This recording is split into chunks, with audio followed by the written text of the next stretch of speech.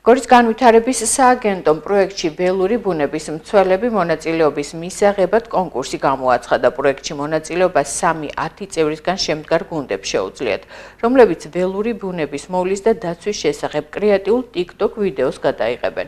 როგორც გორის განვითარების სააგენტოს ხელმძღვანელი TV მონიტორინგთან საუბრისას ამბობს, კონკურსში მონაწილეობის მიღება 30 მარტის ჩათვლითაა შესაძლებელი და გამარჯვებული 5 აპრილს გამოვლინდება. გიორგი ედიშერაშვილის თქმით, გარემოს დაცვითი აქტივიზმისთვის ყველა მონაწილე მიიღებს სერტიფიკატს. გამარჯვებულები კი ეკო-ბანაკში გაემგზავრებიან.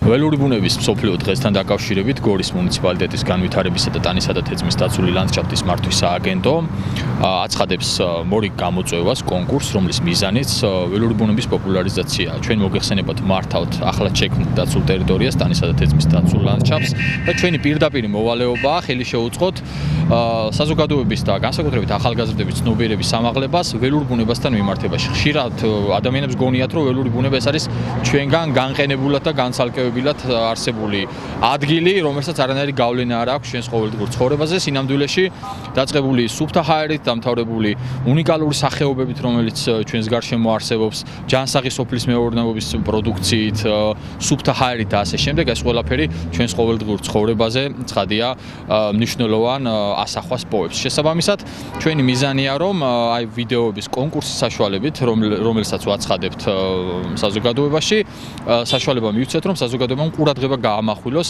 ველურ ბუნებასთან დაკავშირებულ საკითხებს.